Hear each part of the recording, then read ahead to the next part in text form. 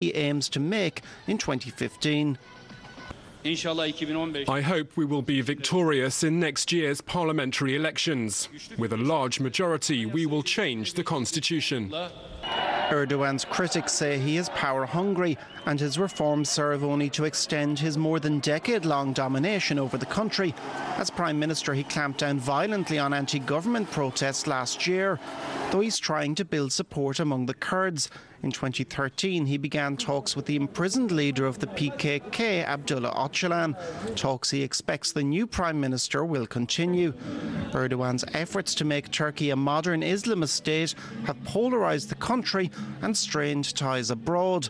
Relations with the West have deteriorated in recent years, and the volatile situation in the Middle East has cost Turkey some regional allies as well.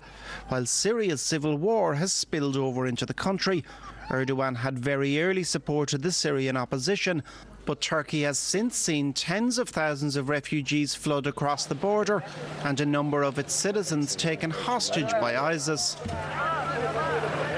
Well, for more now on the presidential inauguration of the former Prime Minister Recep Tayyip Erdogan, let's bring in Turkish analyst Ziya Meral, who joins us now from London. Thank you so much for taking the time to speak to us.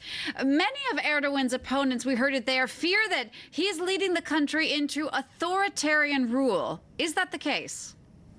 Well, it's not that straightforward yet. As the segment before me just suggested, a lot of the enhancement of his presidential post depends upon the outcome of national elections in 9 or 10 months, and then the process of a new constitution. Before that, he will be carrying on the informal influence that presidents have always carried. It's not the first time we are seeing a president who's coming out of the prime ministry. Turgut Özal and Süleyman Demirel were two other prime ministers who continued to influence their party and the office of prime ministry. There are legitimate concerns about the problems that we have seen in Turkey over the last 2 years in terms of its human rights, concerns from freedom of expression to media, but at the same time it is quite a caricature to portray a Turkey that is shifting into an authoritarian system. And yet he still does indeed want to push through this new constitution to give the presidency new powers. Why aren't more people upset about that? Multiple reasons. First of all, nobody knows exactly how that will work out. A lot of that depends upon the peace process between PKK and Turkey, and whether or not AKP not only can attract its own constituency to support such a process, but Kurdish vote, as well as a larger vote that would not be possible just by simply a party's own votes. So what will be proposed, how would that look like? It's still not clear. It's one thing that Prime Minister Erdogan or his party might want to see such an enhanced presidency. It's another thing whether or not the Turkish structures in executive branch and all sorts of it can actually accommodate that. And how that will work out is far from clear.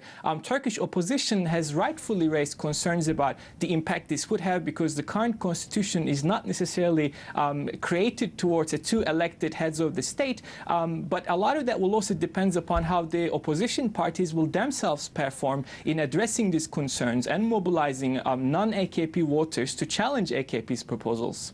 What about the new Prime Minister, Ahmet Davutoglu? Now, some critics would say he's a puppet for Erdogan. Do you think that that's the case? That's not the case. I mean, Prime Minister Davutoglu is a truly independent thinker and is quite a strong force.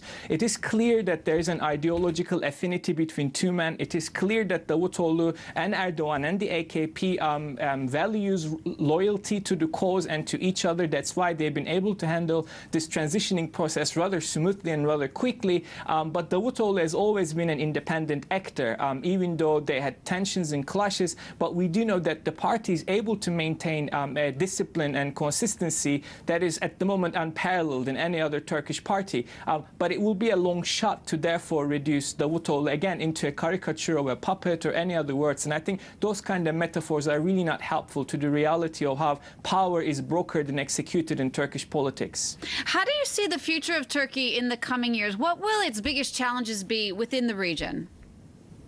And I think the region is seriously going through major ambiguity. It's in a liminal phase. We're not sure how it will play itself out, from Libya all the way to Syria, all the way to question of Iraq, but other countries that we're not looking carefully, such as Yemen and etc.